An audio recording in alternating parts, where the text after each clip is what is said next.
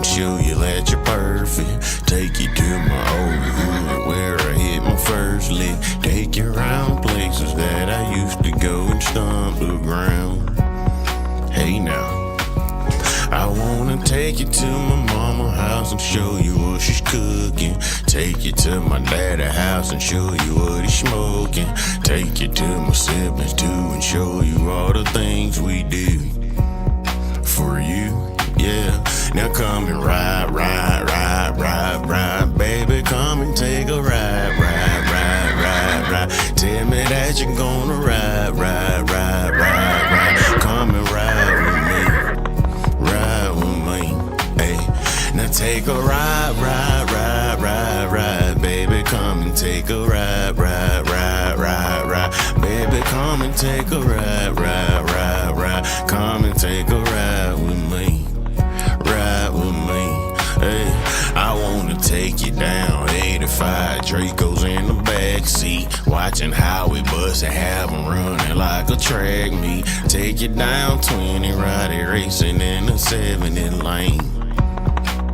Hey, I wanna take you uptown where places you ain't never been. Take you downtown cause you know I like to get it in. Paint the town red, me and you doing what we do. It's true. Now come and take a ride. Baby, ride. Come and take a ride with me. Now can you ride, baby, come and take a ride. Come and take a ride. Baby, take a ride. Baby, come and take a ride. Come and ride with me. Take a ride. Baby, come and take a ride. Baby, come take a ride. Come and take a ride with me. Yeah. Ride through the backwoods, through the streets, ride through your neighborhoods with my pigs. Ride.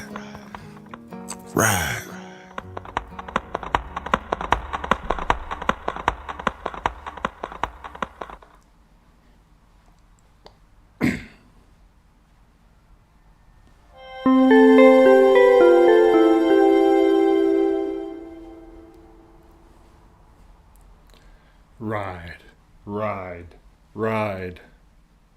Oh, we're already here. Okay, I better change my hat. Well, here we go. Welcome to the Saturday Sex Show. So welcome. I'm looking online. Hi to Marmy. And Marmy's out of Quebec. Yeah, Quebec is all across Canada. I've never been to Quebec. It's like another country. It's supposed to be one of the most beautiful parts of Canada.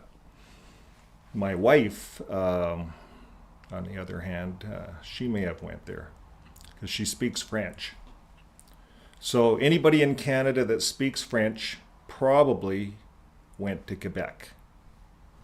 So we have a bilingual country. We speak French and we speak Canadian. We don't speak English, we speak Canadian because A comes out a lot, and we're very nice. We don't like to carry a grudge. You know, this is part of the Canadian thing. And we speak. It's in our language, but it's in our culture. And for some of us, as Jehovah's Witnesses, ex-Jehovah's Witnesses coming out of the cult, we have experienced different things, and it does different things for us. Now, I might turn some of my lights off. I notice a little bit of a glare. Just give me 1 second. We do have our new lights coming in. They're on order. My good wife. Thanks to all the contributions, by the way. So she did order them from Britain or something. They're coming out of the UK. And so Anyways, just give me 1 second.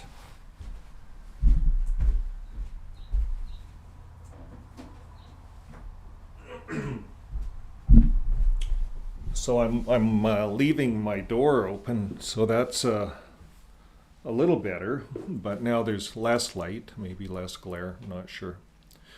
But anyways, that doesn't matter. You guys can see me. You can see me talk. STR, howdy. Beverly, Harward. New Marshall in town. I don't know about that. I just like having fun with the green screen. But we do have a purpose here. And our purpose is to help expose a lot of the lies. You know, that when we came into the religion, at least when I came in, I was a guy off the street, and I was searching for truth, and I was searching for love. I was searching for those two things, quite honestly. And I was 18 years old, and even though my family had an intervention, tried to stop me, I still pushed forward and joined the cult.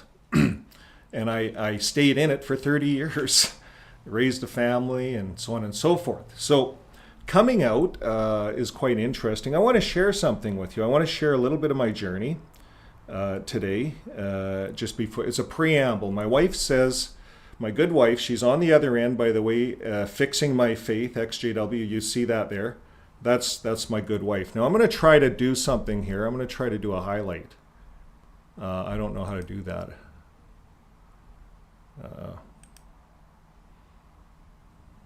Pin message. Did that pin?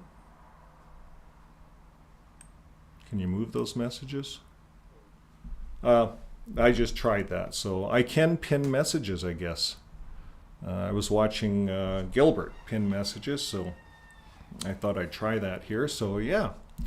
So yes, my good wife is running the chat. She I don't know if she can pin the messages too for me, so she could pin some messages that maybe I should see, because that might work. Okay, now moving on, I want to show you guys a little bit about our journey and our journey, my wife and I, our journey. Now, we started this journey. I went. If you go into my channel, something like this may come up, and you can look at the videos, and you can look at them in order. Now, I was just doing that. So how do you do that again? Okay, you can look at them in order. Videos right here. And you see on the channel there, you just hit videos and you hit oldest videos. So today I went in and I wanted to look at my oldest videos to see how long ago I started this channel. Now, if you look here, the oldest video is a year ago.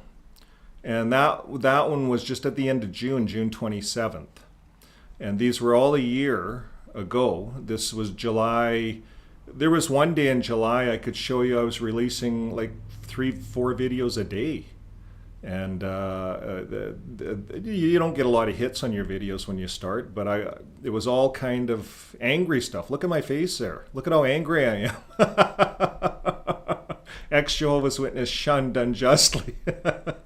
We all come out of this. Look at that guy. He's a different guy. I am not the same guy there in the screen. And that's only 1 year. It's taken 1 year. Now, as I went through this, ground zero I realized was Rutherford. Finally, I smiled a little bit there because I got some answers. But here I'm pretty serious. How ex-Jehovah's Witnesses feel about being fat. I just did all kinds of videos. How to deal with Jehovah's Witness emotionally and physically. When you leave Jehovah's Witness religion, what is next? You know, we're all lost, right? These are all... So what I was doing on this channel is just documenting everything that's happening in my life. Some days I was releasing 2, 3, 4 videos. 4 videos I counted one day.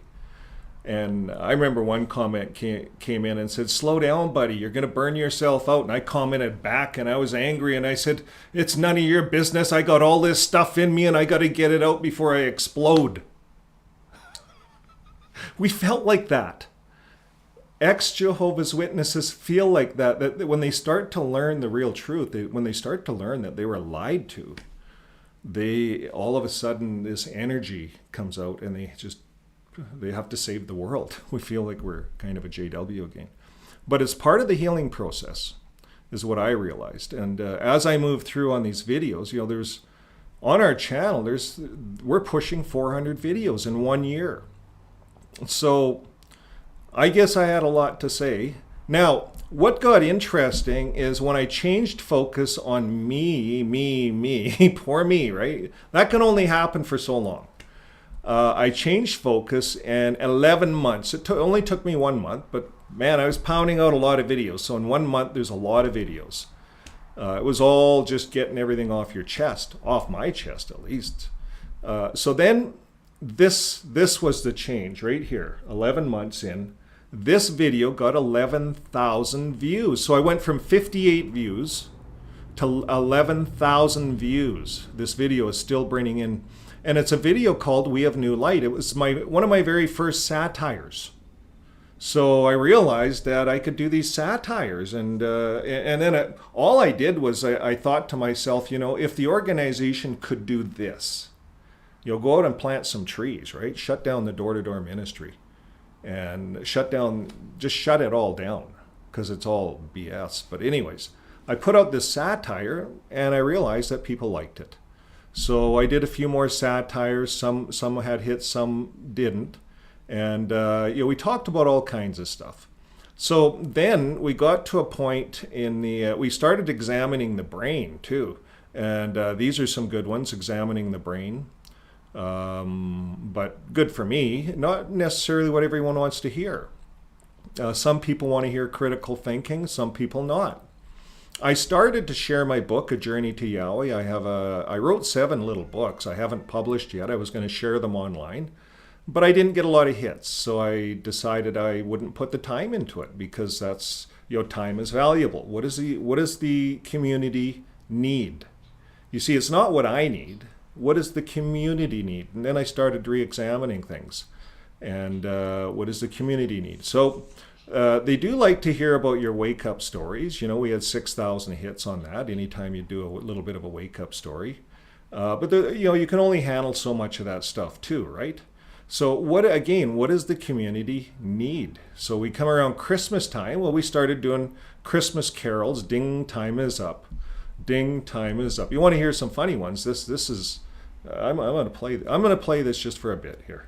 And my desktop audio, my mic's on. I'm going to turn my desktop audio on. We just asked. Is Ozempic right for you? Just ask your doctor. So the events unfolding around us are making clearer than ever that we're living in the final part of the last days, undoubtedly the final part of the final part of the last days, shortly before the last day of the last days. Ding, time is up. Ding, time is up. Time's running out. Time's running out. End times are here. End times are here. Armageddon's near. Armageddon's near. Ding, time is up. Ding, time is up. Time's running out. Time's running out. End times are here. End times are here. Armageddon's near. Armageddon's near. We welcome all to the Kingdom Hall. For your very survival, we offer you a Bible. Ding, time is up. Ding, time is up. Time's running out. Time's running out. End times are here. End times are here. Armageddon's near. Armageddon's near. Ding, time is up. Ding, time is up. Time's running out. Time's running out. End times are here. End times are here. Armageddon's near. Armageddon's near. Ding, time is up. Ding, time is up. Time's running out. Time's running out. End times are here. End times are here. Armageddon's near. Armageddon's near. We welcome all to the Kingdom Hall. For your very survival, we offer you a Bible. Ding, time is up. Ding, time is up. Time's running out. Time's running out. Armageddon's near. Armageddon's near.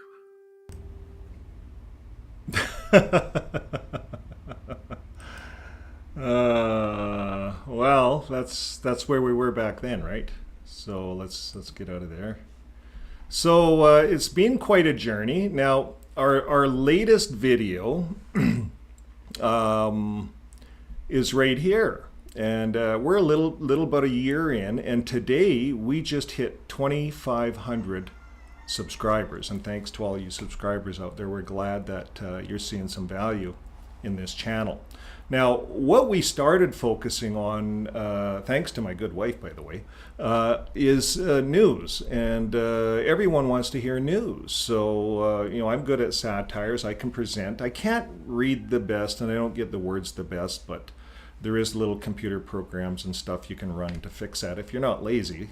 Sometimes I'm lazy and I get it wrong, but fortunately, you guys keep listening. So I'll keep doing it. And I don't mind presenting the news and putting a little bit into it. When I was a JW, as far as I really got in that organization was getting up on the platform, and they allowed me to do announcements. That was a big thing. I was allowed to do announcements, and that's after I had to sign up and sign my life away and start regular pioneering. And then I was allowed to do announcements. And I thought that was pretty cool. And then for a short period of time, I was a ministerial servant, and I did give public talks. And I went completely off script. I did this talk on faith. And at the time, I was doing a 3-hour commute to my job site. I was living in Cold Lake, working at Edmonton. And I started listening on the old cassette tapes, Anthony Robbins. And he had a whole thing on faith. So I chose this outline on faith, and I said to the brother, we just picked the outlines. It was kind of my first talk. And so I picked the one on faith. I was just listening to Anthony Robbins on faith. And so I got up on the platform, and I says to the people, I says, if I have faith, I should be able to tear this outline up and throw my notes in the garbage. And I had a garbage up there, and I did that. I tore my notes up and threw them in the garbage. And I said, I have faith. I have faith that God is going to help me to deliver this presentation without notes. And then I paused. And then I looked around the audience until everyone was really, really uncomfortable. And then I tried to speak, and then I noticed some elders starting to kind of get up. And then I smiled and I said, I got you guys. And I pulled out my real notes, put them out in front of me, and I said, that was a demonstration of blind faith. Blind faith, because I'm not that good. I'm not that good. I need an outline. So even in my presentations here, I have an outline, and it's not my work. We're going to be covering some stuff from the Watchtower Help Club. And this is going to lead us into this Pennsylvania, the handwritings on the wall for JW.org because of what's going on in Pennsylvania.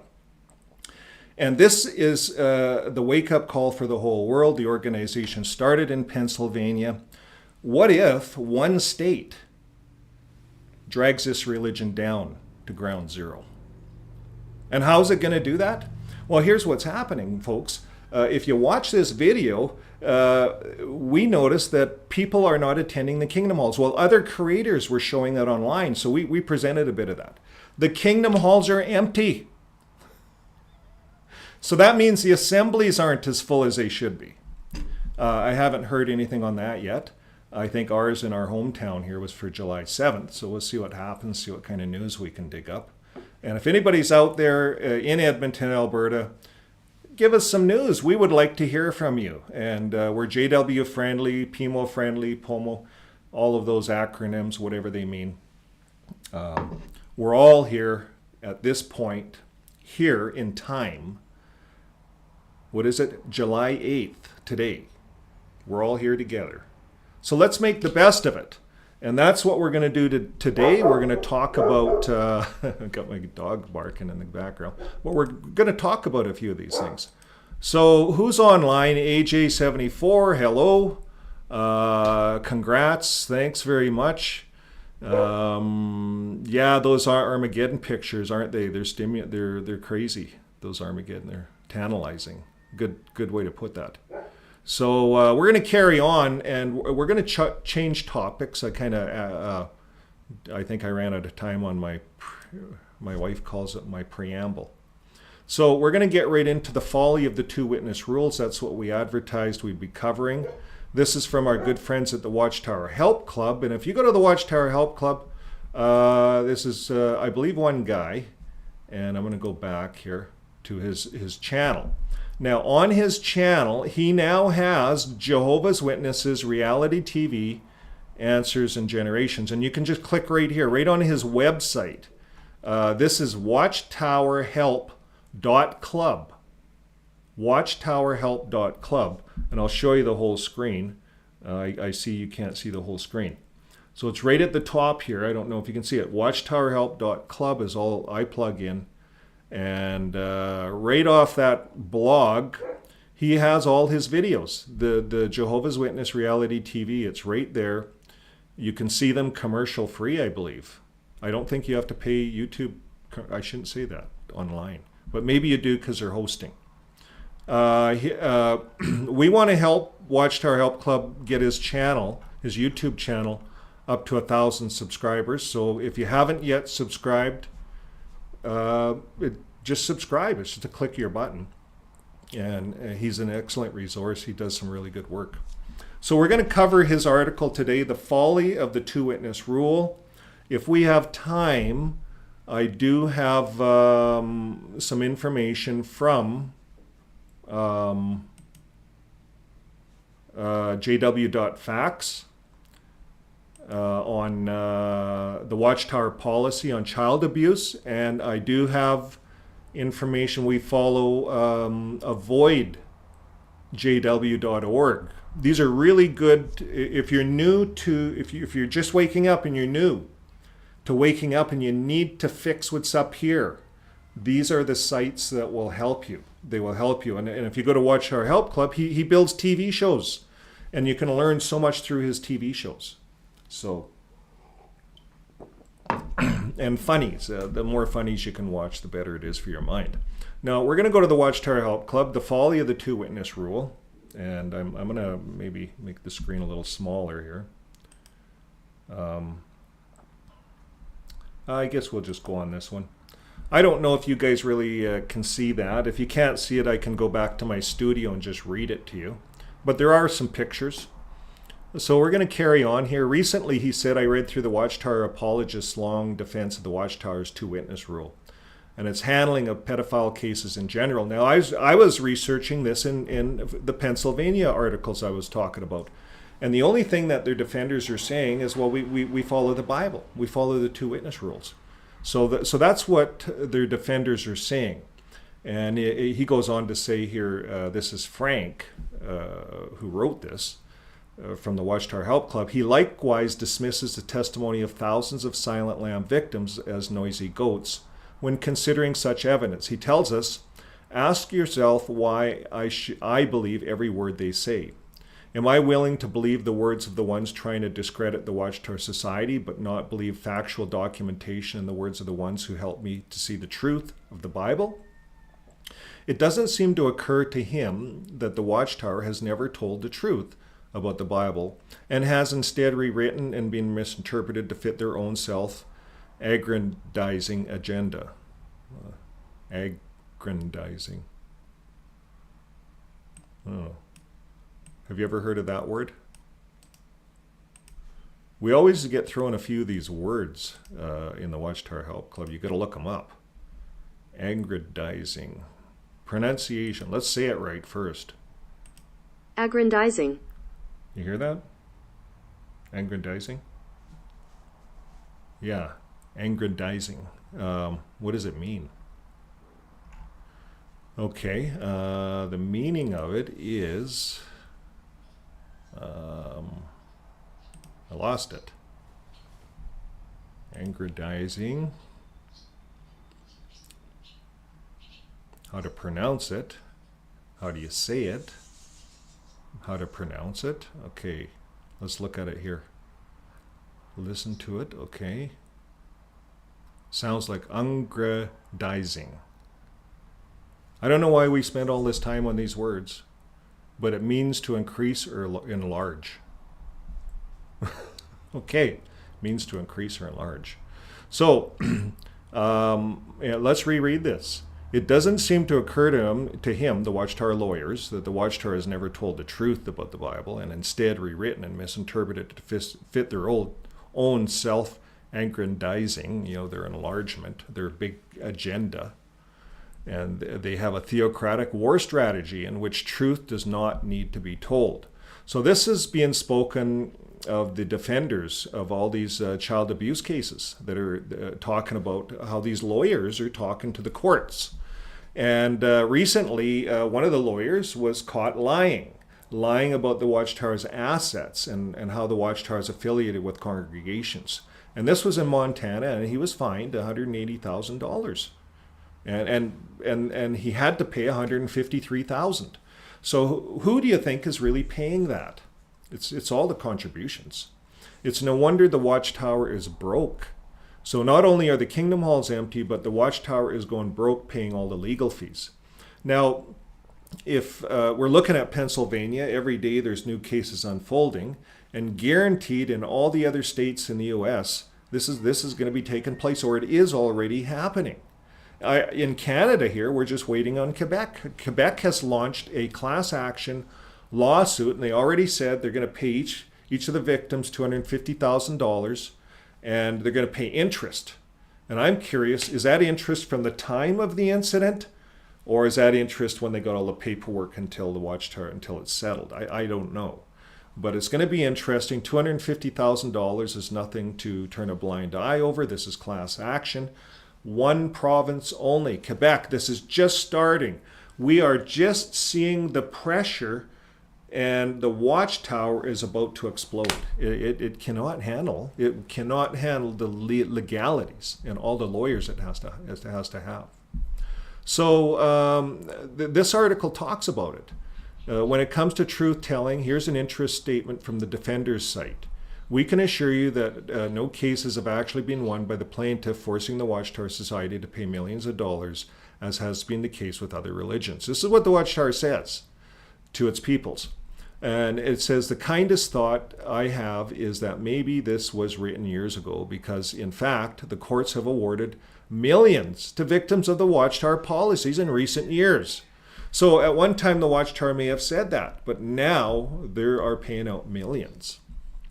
Now, after reading the defender's article, I came to the conclusion that it's important to understand the Watchtower's whitewashing arguments and not inadvertently exaggerate the failures of the Watchtower's joint policies. They are bad enough as they are without that.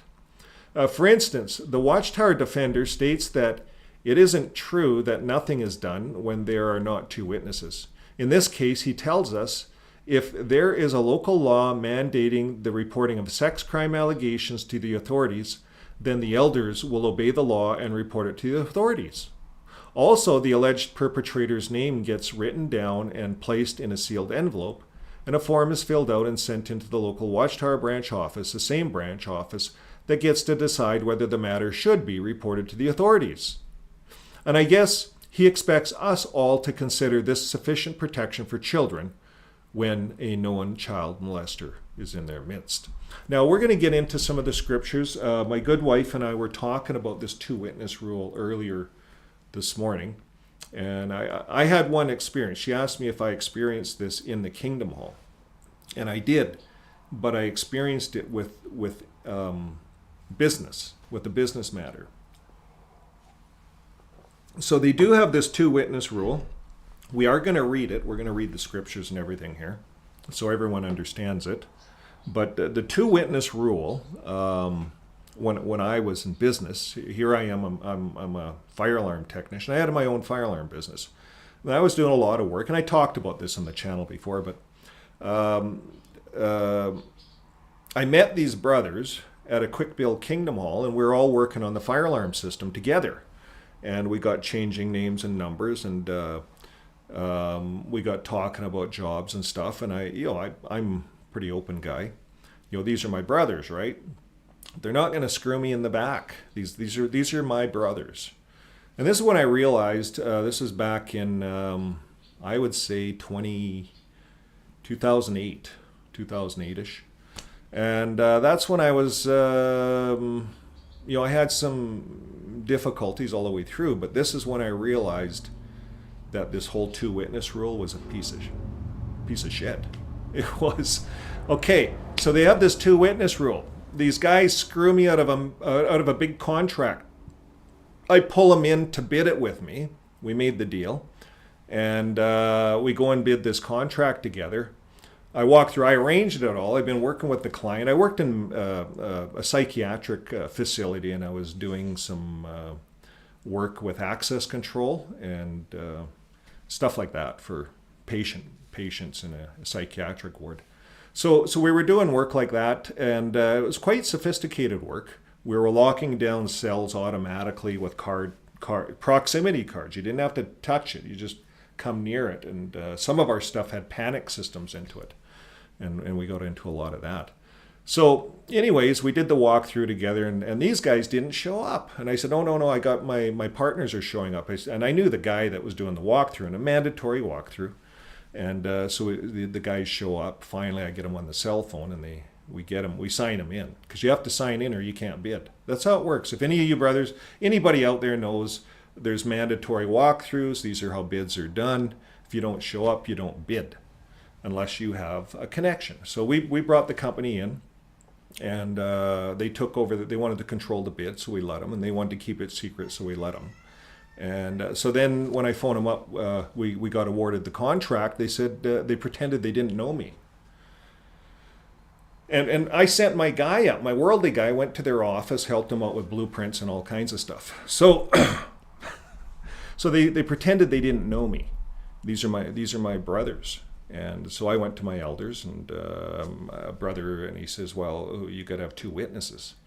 And I said, well, he says, they have two witnesses. They have two elders. They're good standing elders in the congregations. They're both in different congregations, good standing elders.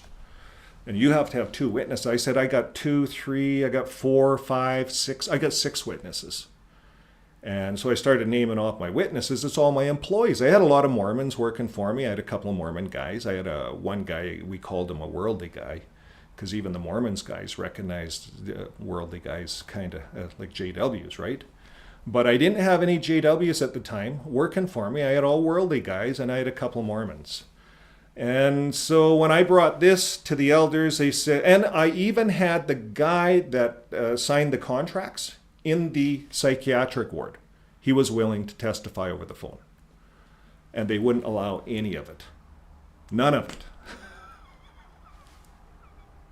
I walked out with the tail between my legs. And it was just, I knew then that this two-witness rule was a bunch of bullcrap. It's a bunch of bullcrap. And there's so many of us that can attest to this. It's just, it has to be two Jehovah's Witnesses. The two-witness rule. They really change it. But let's see what, that was my story. Let's see what the Watchtower says, Watchtower Help Club. Frank goes on to say here, just let me wet my whistle, and here we go. But wait, there's more. If an elders have good reason to suspect that the perpetrator is still continuing to abuse children, they may assist into allowing the victim to warn the congregation. Of course, they just as well may not. So one can imagine at most an elder stating, and now we'll hear from Brother Smith. And then an 8-year-old little boy gets up in front of the congregation and accuses an elder of having committed a sex crime against himself. But isn't this just adding to the trauma? Like it's ridiculous. This is just ridiculous. And one more thing we are told, it may be advisable for the brother who has been accused not to be used for the assignments until the matter is resolved. So at the elder's discretion, they may decide not to let the elder pedophile conduct a Watchtower study, give a public talk, or conduct a theocratic ministry lesson. I'm thinking the penalty doesn't fit the crime here. Nothing is said about prohibiting the man from going out in service with children of the congregation or having a private word with them in the back room of the hall. It is only in the case where there are two witnesses that these penalties become mandatory. And like I said before, it's not just any witness. It has to be like a baptized brother or maybe sister. So they have rules. Each congregation works with different rules, I think, and they really play on this. Now, he goes on to say, Frank, he says, to be accurate then, we should not say nothing is done, but rather nothing effective is done. You're right, Frank. But you do start to see the problem here. It's not that Jehovah's Witnesses or the Watchtower approves of pedophiles or wants to harbor them in the midst. No one thinks that. It's that they try to micromanage it using rules that have been outdated for a millennium. Their rule book can't possibly cover every possible scenario. And the poor elders who have been trained to hang on the Watchtower's every word and apply it in a strictly literal, pharisaical manner are left scratching their heads in wonderment at the ambiguities and the gaping loopholes when faced with these true life tragedies. And that's a fact. Very well said, Frank. That's exactly what's going on. A lot of the elders are just caught. They're caught supporting this Watchtower, this governing body, this nonsense. Now, I've thought, just in a nutshell, if it's a crime, aren't we under Romans 13:1 to be obedient to the governments? But the problem with the Watchtower is they've been beating the governments up since Rutherford's imprisonment. He built a hate-on for the governments, a hate-on for the United Nations, a hate-on for everything. And Rutherford brought that in. So then now we have I use the word cognitive dissonance, but we have a conflict in our minds. I'm supposed to obey the ruler authorities. The Bible tells me that in Romans 13, chapter 13, verse 1. I think that's the one. To obey the governments and authorities. We'll look at it later. I'm sure it's brought up in some of the articles here. So here's what's happening. Instead, an elder, like any other civilized human being, should immediately report any accusations to the authorities. And they should do this whether or not it's legally mandatory in their area. Why? Because it is a morally correct thing to do. They would know this as everyone else does if they weren't distracted by what the Watchtower tells them the Bible demands in such matters, the two-witness rule. So we're going to take a good hard look at just exactly what the Bible in fact has to say about this. Now, the Watchtower quotes 4 scriptures in support of the two-witness rule. True to form, the verses are quoted out of context, but we'll consider them in context. Deuteronomy 19 and verse 15.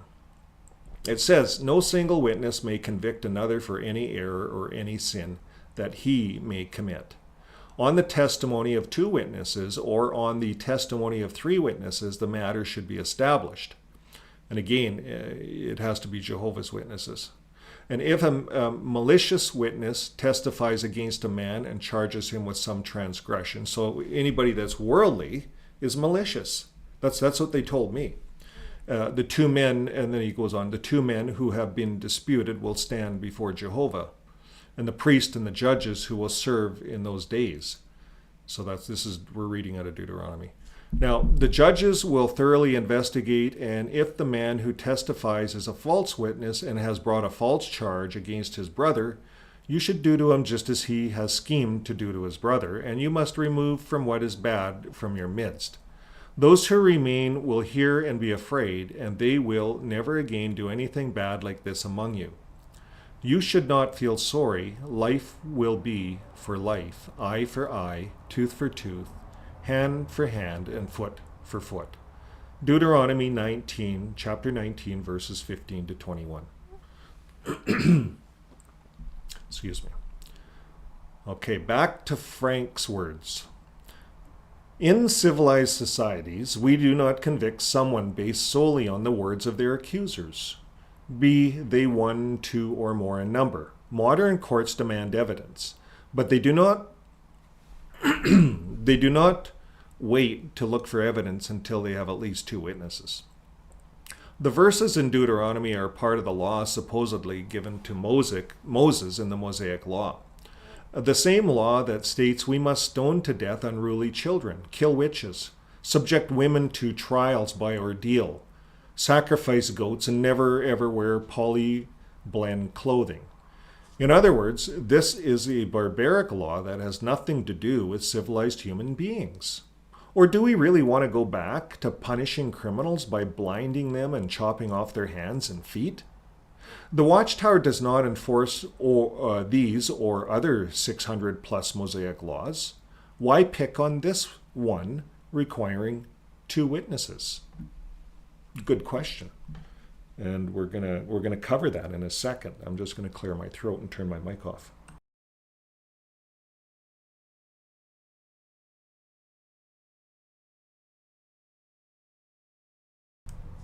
Thanks for bearing with me. Back to the article. It says, in fact, the Watchtower tells us that the Mosaic Law in its entirety is not in effect for us. And we're going to go to the Watchtower, February 1st, 2010, pages 11 to 15. And it says, Christians are under a new law, the law of Christ, Galatians 6 and 2. The former law covenant given through Moses to Israel came to an end when Jesus' death fulfilled it. Romans 10 and 4, Ephesians 2 and 15. And we agree with that. We agree with that. So now, let's see what Frank says. Frank says they need to keep this in mind. In fact, Paul put it quite well when he said that such laws had all been replaced by the one simple law to love one another. And here's a quote from Romans 13, 8 to 10. I like this. It says, let no debt remain outstanding except the continuing debt to love one another. For whoever loves others has fulfilled the law. And the commandments, you shall not commit adultery, you shall not murder, you shall not steal, you shall not covet, and whatever other commands there may be are all summed up in this one command. Love your neighbor as yourself. Love does no harm to a neighbor. Therefore, love is the fulfillment of the law. Romans 13, 8 to 10. So, the verse in Deuteronomy has no relevance to our discussion. It is not a law for any of us to follow today. No more than stoning our children or making burnt offerings of animals. All we have to act out is love.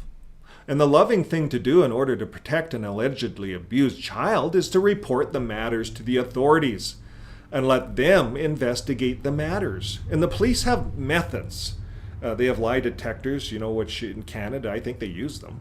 Like if you're, if you have no issues, you'd use it. But they have other methods. And I worked in the security business for a bit, and we took some courses. And they watch eye movements, and they can tell by your eye movement if you're lying, or they can suspect it. And they get a baseline, and there's all kinds of things. And we spent a whole afternoon just studying eyes, and it was interesting.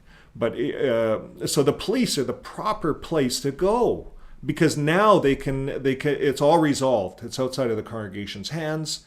The elder feels good. It's taken care of. And then if the police find the person guilty, then the elder can disfellowship them. Say this guy's to be watched. He's a pedophile. Don't let your kids near him. That's why you would announce that, because now the courts have dealt with it. It's dealt with properly. But let's carry on to see what Frank says. Frank says, so the verse in Deuteronomy has no relevance. It's not a law for us. So the loving thing is to go to the authorities. That's what Frank says. So number 2, Matthew 18 and verse 16. We're going to cover that. And I'm looking at I always keep looking at my time, making sure I have lots of time. I do. So now I should go on to the channel just before and just see what's happening. Is there any notes I should look at? Live chat. So we have a few people on. Justin Florenzo, thanks for joining us today. And who else did I miss? Sherry D is on. Thanks for joining us today, Sherry. It's always a pleasure to see you online. And I know you're a good contributor. Thanks for that. Who else is online? Marmy, thanks a lot, Marmy. And Marmy, I want to just, if you do, I'm sure, yeah, it's Marmy. I'm going to pin her, because I'm trying this whole new pin thing. Marmy, we love Marmy. She sends us lots of articles. really good articles, and we read them and research them. And a lot of times, by you guys sending us just some links, let's say you're just looking at a video and you really like that, and you think, hey, I think Vern would like that. Well, you know what? Vern might like it and present it. And I have presented a lot of videos that I like. So I am learning through this channel a lot. And the one other thing I wanted to say, and I didn't get it out right, and it was when I was talking about our progress over this last year. And I went from angry, I wrote the book before. I wrote this book. I spent 6 months writing everything down as to what I thought, and then I started researching, and then I started the channel. And then we got to this point where we're at today. And do you know what I found through the last part of this journey? Is I found that I started to fall in love again, all over with my wife in a different way. And it's phenomenal. It's just, and I'm sharing it on the channel because it's real. And you guys, I showed you today how angry I was when I started a year ago. And I think what's happened is my wife started examining her faith. Together, we started working on this, and because she's ex-Catholic. And so we started, and we realized, you know what? We're outside of religion is just a way better place to be. And we're finding that we've connected in a different way with each other, because now we're not subject to anybody's rules, anybody's scrutiny. Now we can make love work the way love should work, and without all the anger and all the other things.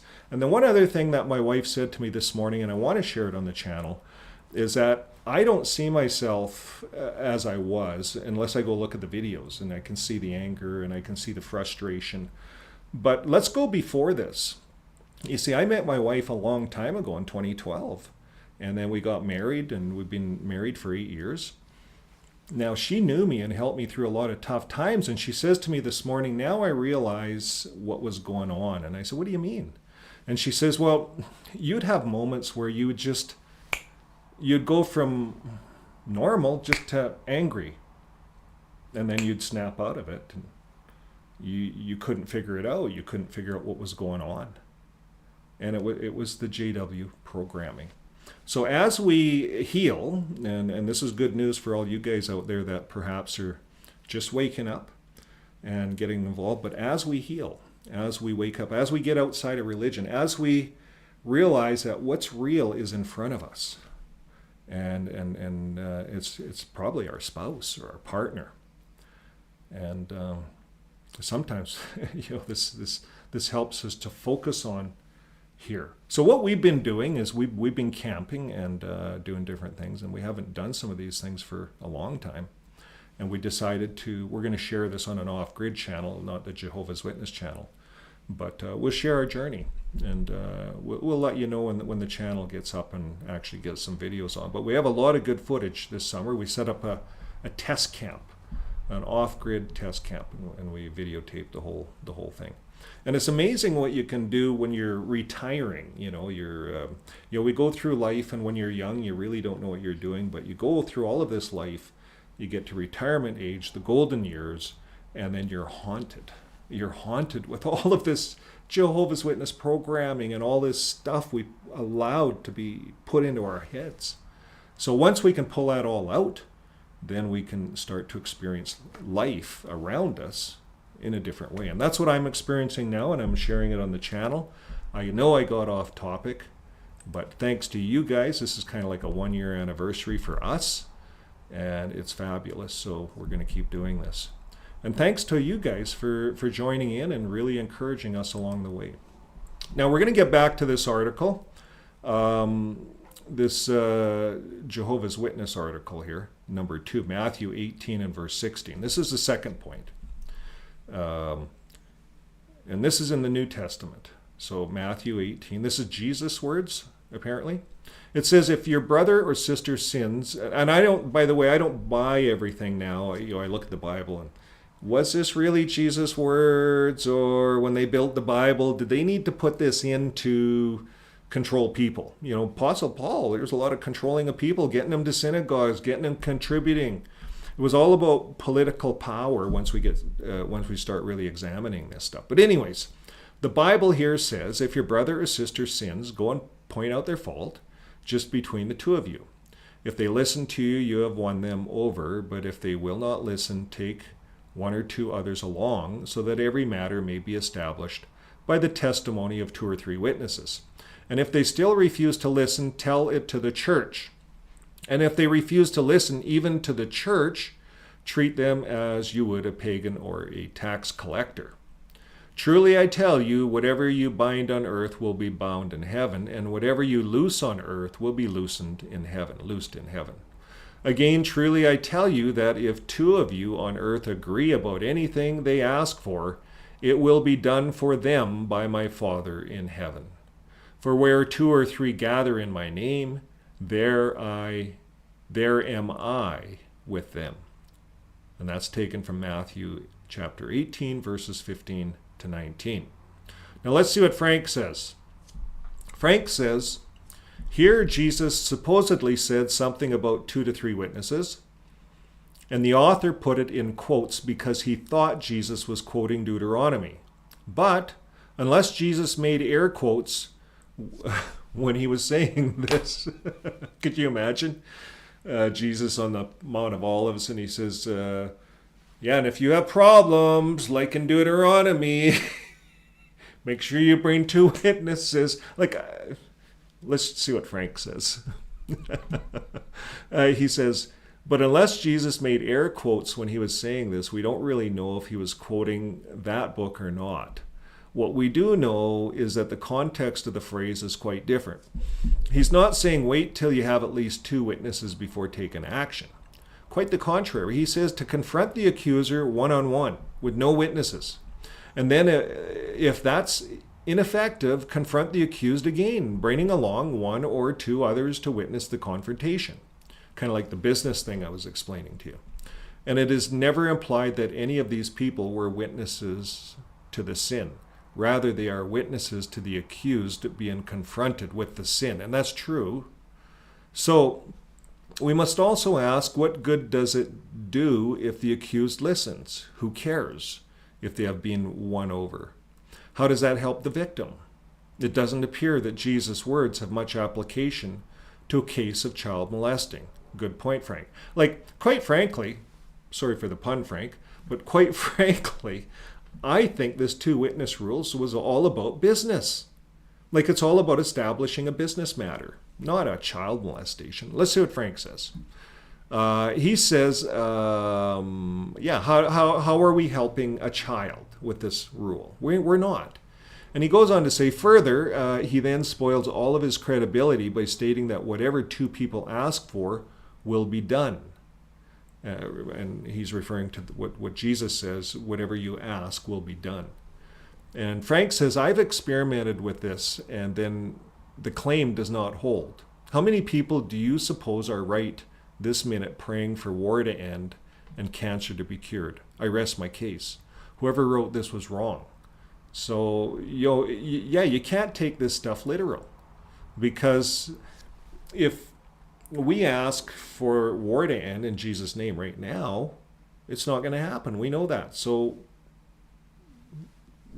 again, now we have conflicts going on in our mind with if we're trying to use this book as a legal book and as a medical book and as a history book and as the earth was made in 7 days, if we're trying to use this book as such, we're going to have conflicts in our mind. And that's what it took me a year to find this out. So good. Got to figure this out sometime. So here Jesus supposedly said something about 2 to 3 witnesses, and the author quotes because he thought Jesus was quoting Deuteronomy. So we must ask, what good does this? How does this help the children? So now we're to the third point, 2 Corinthians 13, verse 1. And we're going to read it to verse 6, 2 Corinthians 13, 1 to 6. And here's what the Bible says. It says, this will be my 3rd visit to you. Probably Paul is visiting Corinthians. And he says, every matter must be established by the testimony of 2 or 3 witnesses. I already gave you a warning when I was with you the 2nd time. I now repeat it, while absent on my return, I will not spare those who sinned earlier or in any of the others, since you are demanding proof that Christ is speaking through me. He is not weak in dealing with you, but is powerful among you. For to be sure, he was crucified in weakness, yet he lives by God's power. Likewise, we are weak in him, yet by God's power we will live with him in our dealing with you. Examine yourself to see whether you are in the faith. Test yourselves. Do you not realize that Christ Jesus is in you? Unless, of course, you fail the test. And I trust that you will discover that we have not failed the test. I actually didn't know that said that in 2 Corinthians 13. Oh, okay, I was confusing that with 1 Corinthians. Okay, so interesting. I haven't covered this scripture. So here's what Frank says. Now, folks, remember, Frank here was a Watchtower writer. He was working right in the New York Bethel for 3.5 years. So he has a good understanding of the scriptures. Now, Frank says here, Paul definitely quotes Deuteronomy here. But how does he apply it? Recall that Paul is the one who wrote that this old law passed away. And he is not here stating that no action is to be taken unless there are 2 to 3 witnesses to a crime. What he is responding to is the charge that Christ is not speaking through him. His answer to this charge is that the Corinthians themselves serve as his witnesses by being Christians, and thus responding to Paul's preaching, proving that he is speaking for Christ. 2 to 3 witnesses should be more than enough to prove his case, and supposedly the Corinthian Christians exceed this number. The man who is adamant that the Mosaic law was not incumbent upon Christians was not here making an exception for this one rule of the law. He was quoting Deuteronomy as a rhetorical flourish, as one might quote Shakespeare. Interesting. Very interesting way of looking at this. So this whole section was all about Paul protecting his identity and raising, Paul turns it on the people, of course. Prove that you're a witness. Well, it's their preaching work, right? It's their commitment to Christ. Good point, Frank. I never thought about it that deeply. Number 4, 1 Timothy 5:19. Do not rebuke an older man harshly, but exhort him as if he were your father. Treat younger men as brothers, older women as mothers, and younger women as sisters with absolute purity. This looks like it's a big long quote from 1 Timothy 5:1-23. It's the whole chapter. So it's pretty well the whole chapter in the Bible. It says, give proper recognition to those widows who are really in need. But if a widow has children or grandchildren, these should learn, first of all, to put their religion into practice by caring for their own family, and so repaying their parents and grandparents, for this is pleasing to God. The widow who is really in need and left all alone puts her hope in God and continues night and day to pray and ask God for help. But the widow who lives for pleasure is dead even while she lives. Give the people these instructions, so that no one may be open to blame. Anyone who does not provide for their relatives, and especially for their own household, has denied the faith and is worse than an unbeliever. No widow may be put on the list of widows unless she is over 60, has been faithful to her husband, and is well known for her good deeds, such as bringing up children, showing hospitality, washing the feet of the Lord's people, and helping those in trouble, and devoting herself to all kinds of good deeds. And as for you younger widows, do not put them on such a list. For when their sensual desires overcome their dedication to Christ, they want to marry. Thus, they may bring judgment on themselves because they have broken their first pledge. Besides, they get into the habit of being idle and going about from house to house. And not only do they become idlers, but also busybodies who talk nonsense, saying things they ought not to say. So I counsel younger women to marry and to have children, to manage their homes, and to give the enemy no opportunity for slander. And some, in fact, have already turned away to follow Satan. If any woman who is a believer has widows in her care, she should continue to help them and not let the church be burdened with them, so that the church can help those widows who are really in need. And the elders who direct the affairs of the church well are worthy of double honor, especially those whose work is preaching and teaching. For the scripture says, "Do not muzzle an ox while it is treading out the grain, and the worker deserves his wages. And do not entertain an accusation against an elder unless it is brought by 2 or 3 witnesses. But those elders who are sinning you are to reprove before everyone, so that the others may take warning. I charge you in the sight of God and Christ Jesus and the elect angels to keep these instructions without partiality, and to do nothing out of favoritism. And do not be hasty in laying on of hands, and do not share in the sins of others, and keep yourselves pure. Stop drinking only to water, and use a little wine because of your stomach and your frequent illness." So there you have it. That's the whole chapter, 1 Timothy chapter 5, verses 1 to 23. Now that was not the New World Translation, because they used the word church all the way through there, and the New World Translation uses the word congregation. So, but all the other Bibles in the world use the word church. So, good on Frank for using a more common Bible, a more widely accepted Bible translation. So Frank says, here's Frank's commentary on what we just read. So Frank says, where is the Watchtower's list of widows?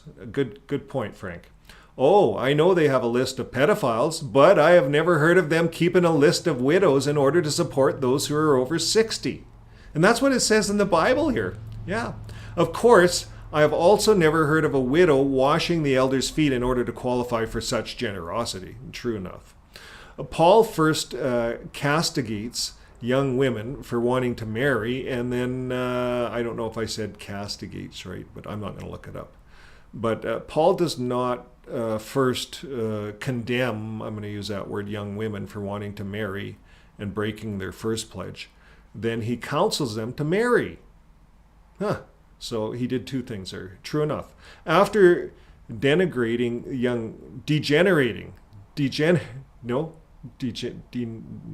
D-E-N. I'm not going to say it. After probably like putting down the widows as idle gossipers and busybodies, and Paul turns his attention over to the elders. Now, please recall that this is a letter that is highly opinionated, this letter here. So I'm not going to read it. Paul was writing to the young man Timothy, and that's why in the first verse he cautions him not to rebuke his elders harshly, but to treat them as his father or mother. And in the last verse quoted, he gives Timothy advice about laying on of the hands and to drink wine instead of just water. The point is, this was a personal letter to a young man, and what it says was meant for him at that time and under this particular circumstance, or his particular circumstances. So we do not have rules here to be applied to one and all forever. As a senior citizen, I am certainly not about to treat an elder as my father, nor I suspected Timothy once he became an elderly man himself. And nor do witnesses believe in the laying on of hands. Many never touch wine even when they are ill. So, all these rules don't apply to everyone. So out of all of this advice to Timothy, the Watchtower focuses in on one statement as a binding rule for everyone for all time, and they blatantly ignore all others. And Paul was advocating that Timothy, as a young man, use caution in dealing with his elders, otherwise the congregation would no doubt despise him as an upstart. And part of this advice was not to rebuke an elderly harshly, and another part was to wait for 2 or 3 witnesses to bring forth an accusation before acting against an elder. But again, there is no reason to assume that this one particular statement, in contrast to all other statements, was meant as a rule to be applied to anyone other than Timothy while he was still young. So this was just a story about Paul and Timothy, and they were dealing with the congregations accepting Timothy. He was a young man. And so there was, of course, probably an acceptance stage. So now, without clear biblical mandate requiring 2 witnesses before taking actions, the elders should now be free and morally duty bound to report such matters immediately to secular authorities. So thank you very much for writing that article, Frank. And it's kind of written kind of like a Watchtower, how you read stuff out of the Watchtower, how they do it. But I like how he does a commentary, and there's a lot of thought into these articles. So I hope that helped you guys as an audience a little bit on the 2-witness rule. Now, if you guys want to stay online, I do have more stuff on this. It's kind of reiterating a lot of the same stuff. There's the Watchtower policy on child abuse, JW Facts. They did a nice summary of this. And they went on to talk about a lot of the scriptural, out of the elders' books. And the 3-year rule. This is almost a discussion in itself. And we may make a part 2 on this if you guys want to know more. But they come from a different angle. And it's really interesting when you look at, and these are all scholars that are writing these articles. I'm just presenting it like news, but these are scholars, and the critical thinkers that can go in and they understand the Bible. These are like Watchtower writers, but Watchtower writers on steroids that have woken up, and they understand it from a lot of different angles. So thanks a lot to JW Facts. And I'll read just this here here. It says, Watchtower policy on child abuse. It says, while Jehovah's Witnesses as a whole abhor pedophilia, and Watchtower denounces child abuse, faulty and self-serving policies have contributed to pedophilia occurring in the organization that could have been prevented. And the result has been harm to thousands of child victims and distraught parents. And the Watchtower Society paying millions of dollars in settlements. And there's even a link there to some of the settlements. And I don't know how up to date it is, but there's a lot of settlements paid out. And you think there's a lot of donated money, and how hungry the Watchtower is right now for contributions. So, you watch some of the other creators that are putting out videos, and they're showing at the conventions. Some of the very first things that are coming out of the presenters' mouths is donations, and how they need donations. So we know that because they're going broke, they're paying lawyers, and they have to fight all of this before they collapse. And it will be like it implodes on itself. It just, everything falls in.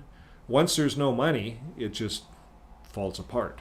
Or if Pennsylvania comes in and puts all of the 8 members in jail, that could happen, or 9 members, who knows. But these are all wishful thinking, but you never know if they find these guys culpable and guilty according to the law. And when we look at human rights, our own human rights, and we ran some videos on human rights, and we'll probably talk about that in the future. Our basic human rights are broken here with being in the Watchtower without getting police help. Like if you're a victim, if you're a young child that's been victimized, how do you get help? Now, the Pennsylvania one, I'm going to highlight over here. This article I did here on this Pennsylvania one, I was reading up on that, and out of the recent ones that they discovered that got arrested, the 5, one of them was molesting a young girl unconsciously in her sleep. Now, where's the 2 witnesses? Like, how do you deal with this? This came out. This guy was arrested for this. This is in the news. This is public, and these guys are all gone to jail. So, but what they found is the Watchtower was hiding the records. The Watchtower were dealing with these incidents. The kids were coming forth and telling the parents and telling the elders, and they were covering it up. And so in Pennsylvania, they found this out. They have a subpoena where they can go into any kingdom hall in Pennsylvania without question and dig this stuff up. So you want to talk about nervous people? Every elder, the whole governing body, this is the state that they all started in. It's ironic. Now, we're back at the Watchtower. Now we're going to avoid JW. We're just going to take a look here. And it's another site, Avoid JW. It's a great site to go to, .org, and they have discussions. And again, there's some really good people behind these sites really doing a lot of good work. And they make it easy for us guys that want to talk to you guys about these things. They put it all together in a very good way. So now the two-witness rule, an open letter, here's what they say. The two-witness rule used by Jehovah's Witness elders in their judicial committees with regard to accusations of child sexual abuse must be abandoned and disavowed. I agree. It has allowed sexual predators to escape justice. And some have attacked multiple victims, like this one that just got uncovered, I think something like 80 times. A phenomenal number, 50 times he sexually abused this girl from the time of 18. And she was 4. So some have attacked multiple victims. The elders know about this. They cover this up. And then they send these guys out. Part of the repentance program is going out in the field ministry, being around more children. It's just criminal what's going on. Now this is all being exposed. Now, no matter how credible the accusation within the Jehovah's Witnesses, there has to be either a confession or a second witness to the crime before any action regarding that accusation is taken. And 2 scriptures are used to justify this. The first is in Deuteronomy chapter 19, verse 15, which states in part, "No single witness should rise up against any man respecting any error or any sin." They use they're using this old Deuteronomy stuff. They cherry pick out of a law of 400 and some scriptures, 400 and some laws, or 600 laws. And here J.W. Avoid says, one cannot justify applying this scripture as written to a child's allegation of sexual abuse. In a subsequent chapter of Deuteronomy, 2 witnesses were not required in sentencing to death a rape victim and her rapist. Now here's Deuteronomy 22 in the same book. If a virgin is engaged to a man and another man happens to meet her in the city and lies down with her, you should bring them both out to the gate of that city and stone them to death. The girl because she did not scream in the city, and the man because he humiliated the wife of his fellow man. So you must remove what is evil from your midst. So that's what they did way back then, several thousand years ago. So why would 2 witnesses be needed for an accusation of child sex abuse, but not for the rape of a woman? Another scripture used to support the 2-witness rule is a statement by Jesus where he quotes the verse in Deuteronomy 19 and 15. And he says, moreover, if your brother commits a sin, go reveal the fault between him alone. And we read this scripture, and you bring someone else with you. That's from Matthew 18. Okay? So here J.W. Avoid says, clearly, Jesus' use of brother means he is referring to a dispute involving an adult, not a child. Good point. That scripture is not dealing with children, it's dealing with adults. Therefore, if any elder is approached with an allegation of child abuse, he should report it. Simple and clear. He should report it to the relevant secular authorities, whether or not it's a legal requirement. Whether or not it's a legal requirement, it should be reported to the police. It's a crime. And reporting an allegation of abuse does not necessarily mean that he believes that a crime has been committed, nor does it mean that he is claiming or accusing anyone of a crime. Rather, he is ensuring the safety of a child. He is also ensuring allegations of the abuse can properly be investigated by the police. And the secular authorities have personnel who are adequately trained and resourced to deal with such criminal allegations and activities. So they have special people that know how to talk to children, and they use pictures, and they use there's all kinds of methods that an elder who's a janitor doesn't know. Now, goes on to say here, the 2-witness rule is made irrelevant by this one point. There may be no scriptural basis to take action, but reporting abuse is outside of the realm of scriptural action. In the 21st century, we must take reports of child sex abuse very seriously. Accusations of abuse must be investigated comprehensively by the appropriate authorities. Victims must be supported by trained professionals. Although elders are well-meaning, they are wholly untrained and often ignorant of effective child protection procedures. And the Jehovah's Witnesses describe their religion as being a clean organization. And shouldn't such an organization be leading the way in protecting the children and their most vulnerable? The Bible describes clean worship this way. The form of worship that is clean and undefiled from the standpoint of our God and Father is this: to look after orphans and widows in their tribulation, and to keep oneself without spot from the world. And that's what I've said over and over, James 1 and 27. Yet the secular authorities have higher standards for child protection than God's clean organization, Jehovah's Witnesses. Isn't that something, eh? The governments have higher standards. So if you're under increased scrutiny, it's not because of persecution, it's because your leaders' policies continue to place children in harm's way. And the Reclaim Voices campaign in Holland has resulted in an official inquiry into Jehovah's Witnesses policies, an internal judicial system, and we covered the one in Holland, and an ongoing criminal case in that country led to police raid on their headquarters in Emmen. A number of kingdom halls were also raided in Holland. So the two-witness rule is making headlines. There have been a string of shocking stories published in Norway, the Blue Envelope, the Elders. There's a bunch of videos here on this site. I can put links in the descriptions if you guys want to all of these sites, and it would probably be good for this video to have this, so anybody that wants to find it all in one video, it's all here. So that's the end of the article, and that's going to bring an end to our show.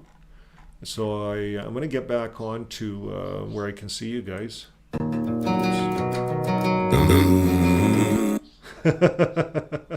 You already seen that one. If you guys haven't seen that one, sometimes you get on a little later in the show.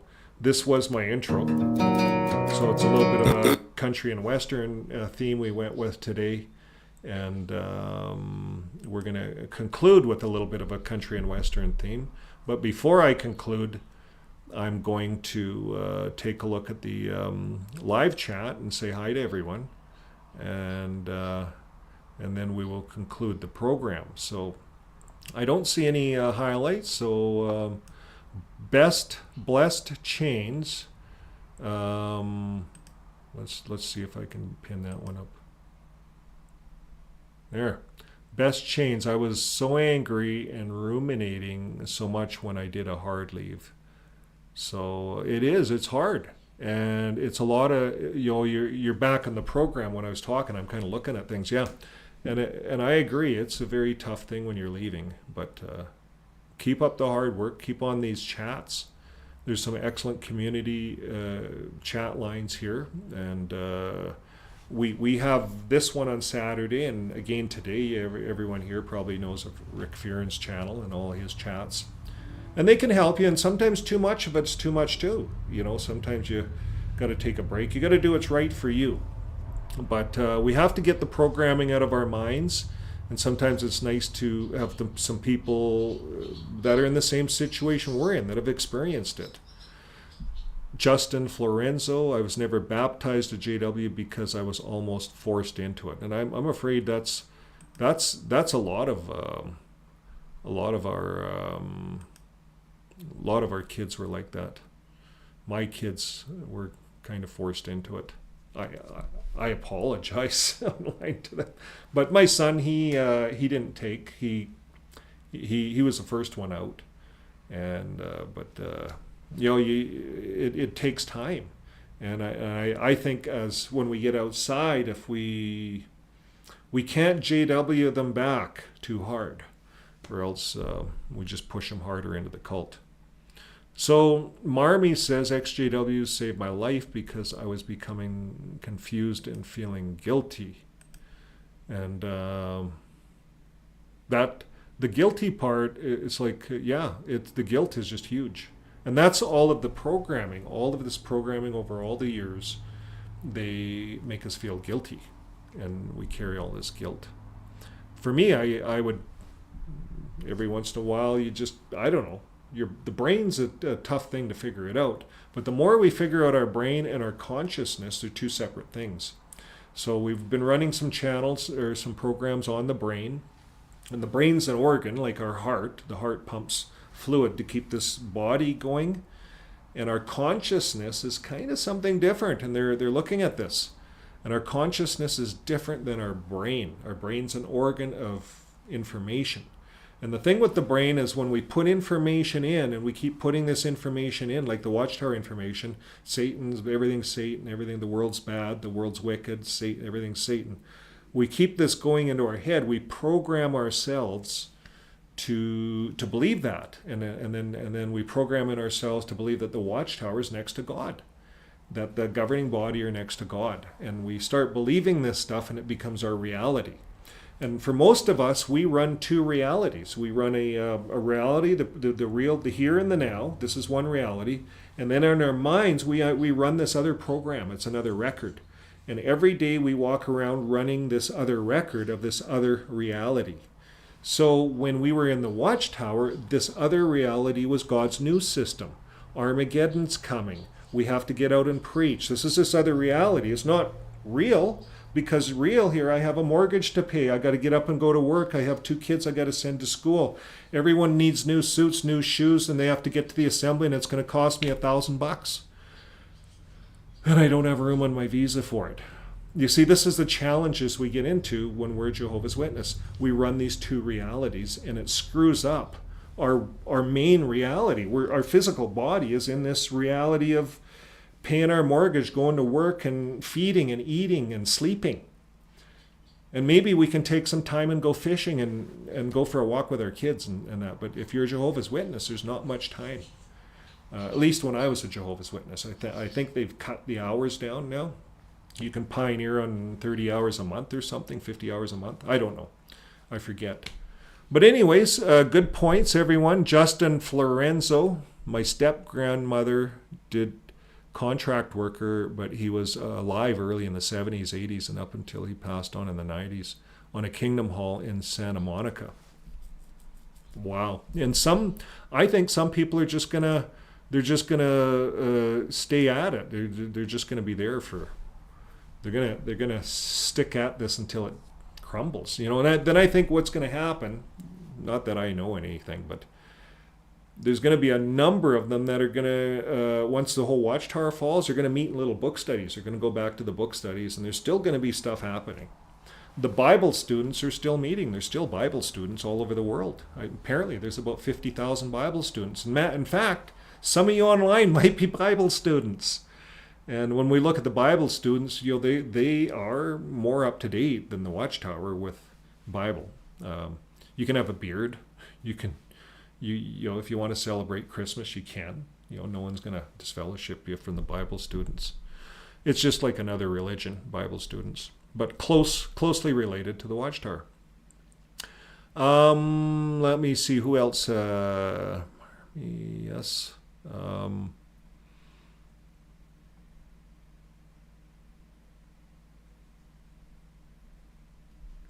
That's interesting. Beverly Harward, people are allowed to call tip hotlines where we live. Perhaps many, she says, perhaps in many areas they have tip lines. Call and report them anonymously. Really? So I didn't know that. So there's actually tip lines now for Jehovah's Witnesses. I think there's a huge awareness happening right now. And if you Google religions, any of the religions, and you're looking just for news on religions, it's all Jehovah's Witnesses. And right now what's coming up is this Pennsylvania. There's a few of the assemblies. The news department in the Jehovah's Witness headquarters are pretty good. And they're out there trying to flood the internet with all their assemblies and all their fluffy news.